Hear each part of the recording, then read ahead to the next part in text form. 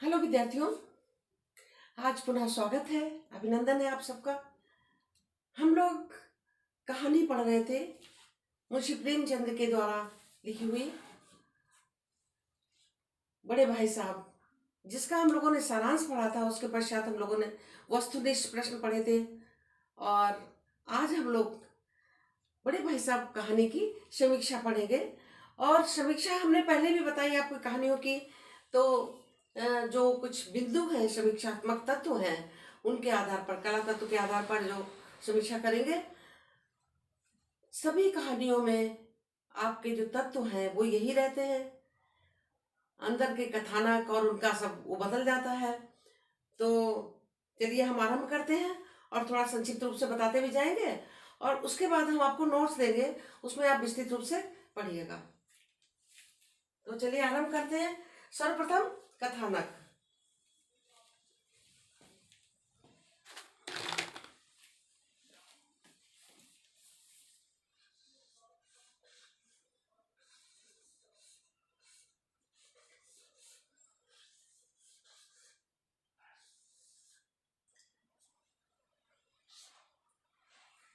इसका कथानक बहुत ही संक्षिप्त है।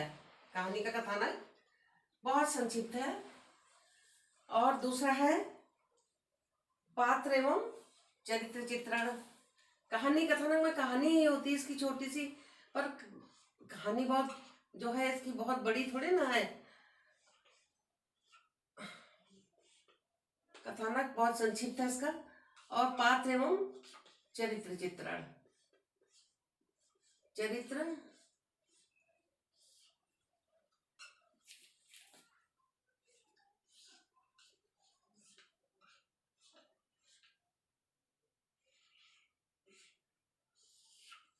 पात्र एवं चरित्र चित्रण। उसके बाद में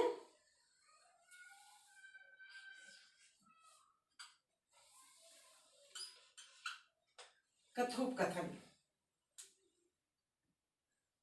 कथोपकथन अथवा क्या है?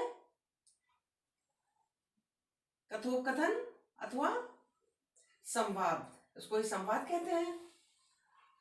तो इसमें संवाद तो बहुत कम है। कथोपकथन अथवा संवाद, कथोपकथन जो है वही संवाद होता है। तो इसमें संवाद बहुत कम है, क्योंकि जो लेखक छोटा भाई है, आपने भी सुना होगा और पढ़ा भी होगा कि उन्हीं के माध्यम से सारी कथा चल रही थी। थोड़ा बड़े भाई साहब की जो है संवाद कम है ना। तो इसके जो संवाद और कथोपकथन इसमें कम है संवाद। और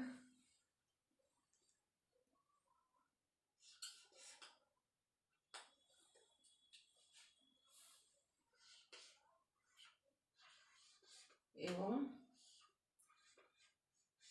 संवाद।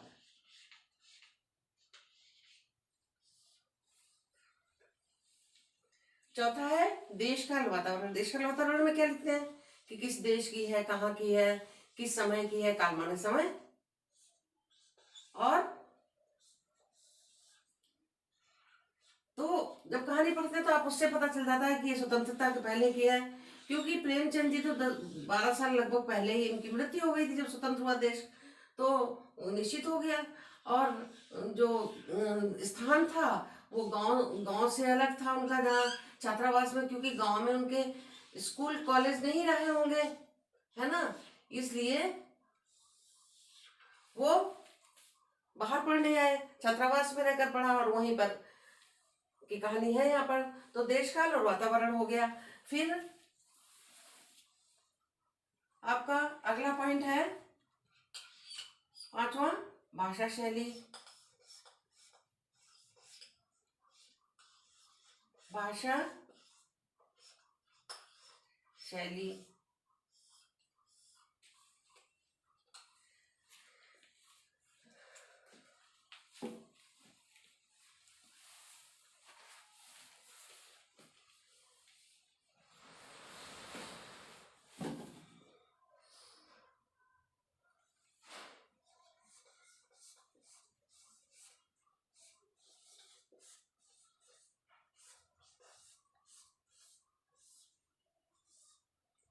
भाषा शैली कैसी? इसमें भाषा का इन्होंने बहुत ही सरल, शीघ्र ही समझ में आने वाली भाषा का प्रयोग किया है, बहुत ही सुदृढ़ भाषा का प्रयोग किया है।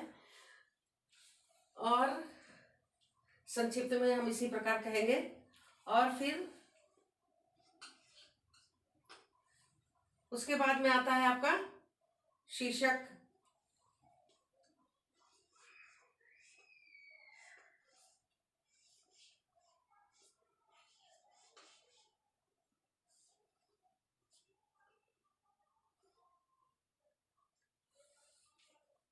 कहानी के अनुसार शीर्षक भी इनका उपयुक्त है। ये आपके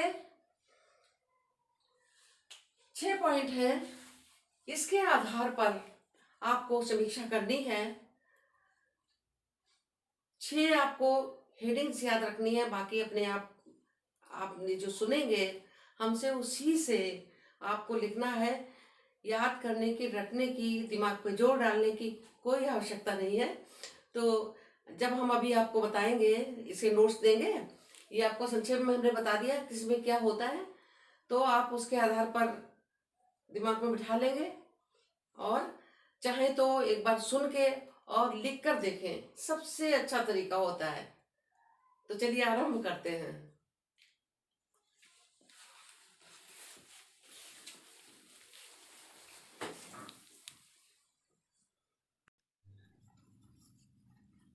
ये आपके नोट्स। कहानी कला के तत्वों के आधार पर बड़े भाई साहब कहानी की समीक्षा कीजिए।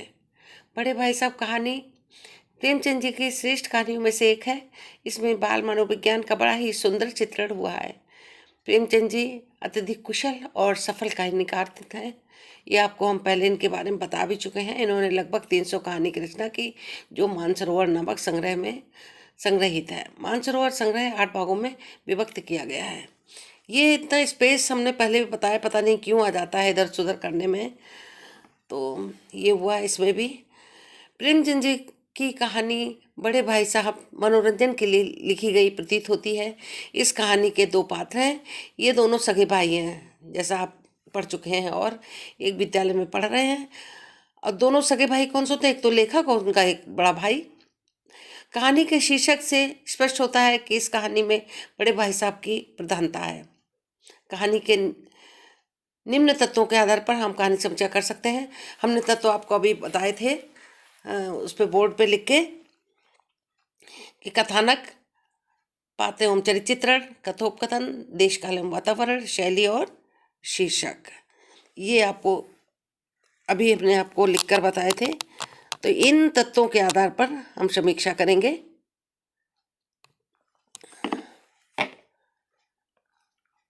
अब देखिए, सर्वप्रथम कथानक।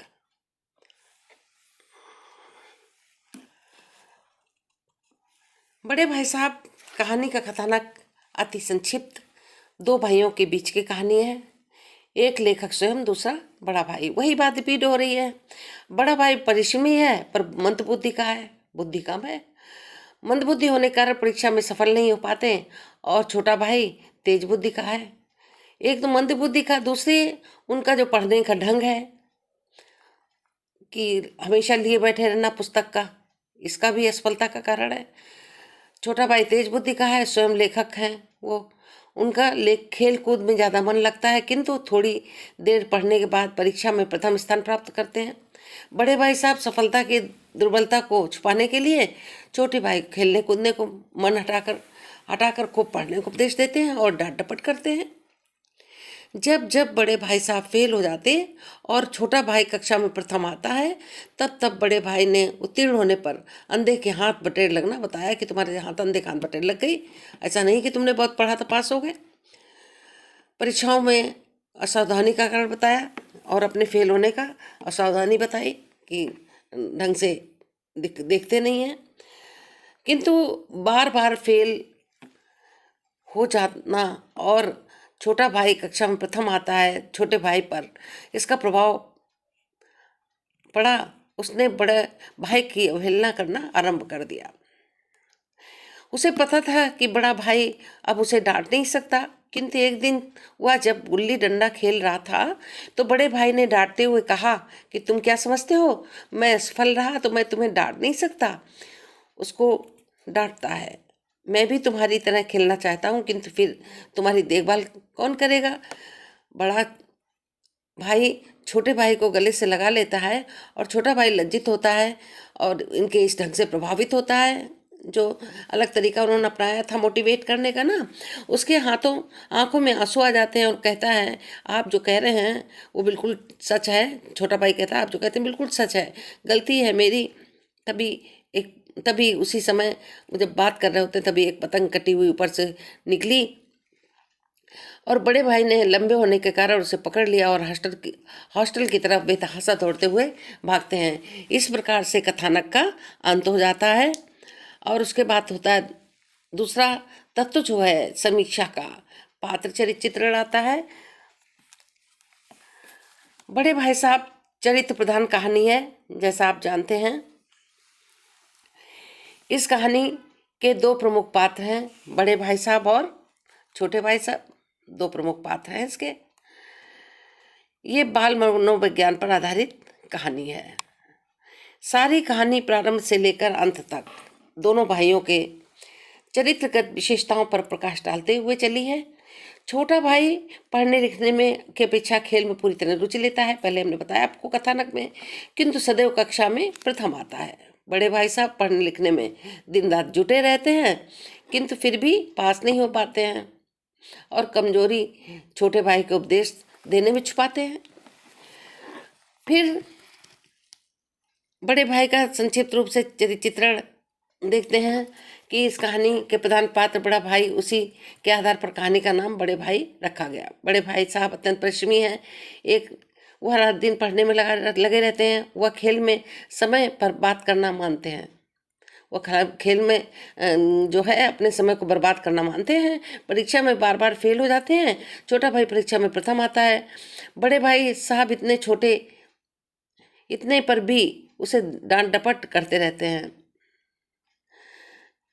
वो प्रथम आता है, इतने पर भी जो बड़े भाई उनको डांट डपट करते रहते हैं तथा अपनी श्रेष्ठ सिद्ध करने के लिए, अपने को श्रेष्ठ सिद्ध करने के लिए करते रहते हैं डांट डांट कर। किंतु कनकौवा लेकर दौड़ना यह सिद्ध करता है कि बड़े भाई साहब की गंभीरता वास्तविक नहीं है, केवल अपने छोटे भाई को दिखाने के लिए थी। छोटे भाई का चरित्र चित्रण देखिए। छोटा भाई इस कहानी का लेखक है। उसका मन पढ़ने में देर तक नहीं लगता है, तेज बुद्धि का है। परीक्षा में प्रथम स्थान प्राप्त करते उत्तीर्ण होना उसे गर्व से भर देता है। बड़े भाई साहब की बहुत बातें उसकी समझ में नहीं आती, बहुत सी बातें वह उनसे सहमत नहीं है, फिर भी बड़े भाई की आदर देने के लिए उनकी बातों का विरोध नहीं करता। इस प्रकार चरित्र चित्रण की दृष्टि से ये कहानी बहुत ही सुंदर है। लेखक ने इसमें बाल मनोविज्ञान का बड़ा ही कुशल और सुंदर प्रतिपादन किया है। अब आया आपका तीसरा पॉइंट, कथोपकथन अथवा संवाद। संवाद इसमें ना के बराबर है। मतलब आप देखते हैं कि बड़े भाई साहब जो है बहुत कम बोलते हैं, छोटे भाई ही के द्वारा ही लेखक ने जो है पूरी कहानी कहला दी है। कथोपकथन इस कहानी में बहुत ही संक्षिप्त है। इसका कारण यही है कि कहानी नाटकीय शैली में न लिखी जाकर वर्णनात्मक शैली में लिखी गई है। कौन सी शैली का प्रयोग किया गया है? वर्णनात्मक शैली का प्रयोग किया गया है। इसमें वर्णन लंबे हो गए हैं, परंतु भाषा के प्रवाह ने इन्हें बड़ा रोचक बना दिया है। सारी कहानी का वर्णन छोटे भाई के मुंह से हुआ है। बहुत संक्षेप में भी लिख सकते हैं। सफलता कथोपकथनों का इस कहानी में विशेष महत्व नहीं है। उदाहरण के लिए एक ऐसा स्थल शुभ नीचे दिया जा रहा है, ये मिसप्रिंटिंग हो गई, जिसे इसी प्रकार सबका संवाद कहा जाएगा। देखिए संवाद, इसी को आप शॉर्ट में और बिल्कुल शॉर्ट में लिख सकते हैं। हमने तो लॉन्ग में इसलिए थोड़ा लिख दिया कि भाई लॉन्ग में आ जाएगा प्रश्न, तो बहुत से बच्चे ऐसे हैं लिख ही नहीं पाते हैं, कुछ पता नहीं क्या क्या लिख लेंगे, लेकिन जब प्रश्न की बात आती है तो नहीं कर पाते हैं, इसलिए हो गया है। लेकिन आप इसको बहुत शॉर्ट में कर सकते हैं, अति लघु उत्तरीय आ जाता है तो आप कर लेंगे इसको। अब देखिए किस तरह के इनका संवाद होता है। बड़े भाई साहब ने कहा, तो भाईजान यह गुरूर दिल से निकाल डालो कि तुम मेरे समीप आ गए हो, समीप बने बराबर क्लास में, और आप स्वतंत्र हो, मेरे देखे तुम मेरा आना नहीं पाओगे। तुम मेरी बराबरी नहीं कर पाओगे, मिस्टर प्रिंटिंग है। अगर तुम यूं ना मानोगे तो मैं थप्पड़ दिखाकर, वो थप्पड़ दिखाते हैं उनको, दिखाकर इसका प्रयोग भी कर सकता हूँ। मैं जानता हूँ कि मेरी बातें तुम्हें जहर सी लग रही हैं। तब लेखक ने क्या है, अपनी सजल आंखों से आंखें उनकी सजल हो गई और उन्हें ये वाला उनका ढंग और प्रभावपूर्ण पड़ लगा। तो कहते हैं, हरगिज नहीं, आप जो फरमा रहे हैं वो बिल्कुल सच है और आपके कहने का अधिकार है। फिर आपका आता है देश काल और वातावरण, कि किस देश का है, किस काल का है। काल माने समय, वातावरण कैसा था। तो प्रस्तुत कहानी घटना प्रधान न होकर चरित्र प्रधान है। इस कहानी में स्कूली छात्रों के रूप में कहानी के प्रमुख पात्रों के चरित्र पर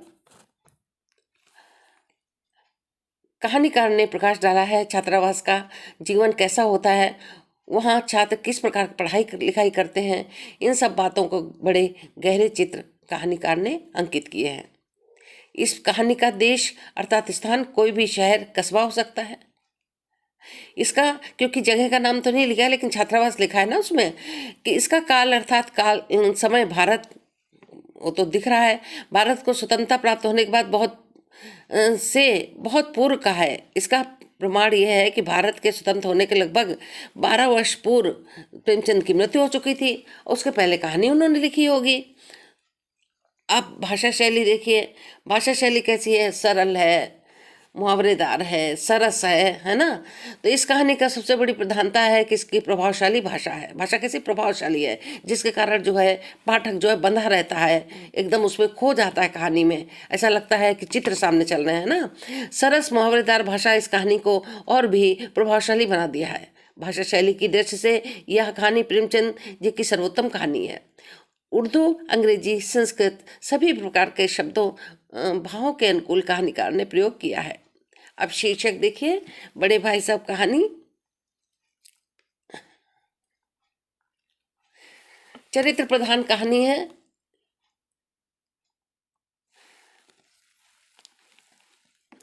और बड़े भाई साहब का चरित्र चित्रण करना ही इस कहानी का प्रमुख उद्देश्य है। अतः इस कहानी का बड़े भाई साहब शीर्षक सर्वथा उचित है। बड़े भाई साहब शीर्षक को पढ़कर हमें ये बोध होता है कि बड़े भाई साहब के साथ कहानी में छोटा भाई होना चाहिए। वस्तुतः कहानी में ऐसी ही बात है। छोटा भाई कहानी का दूसरा प्रमुख पात्र है।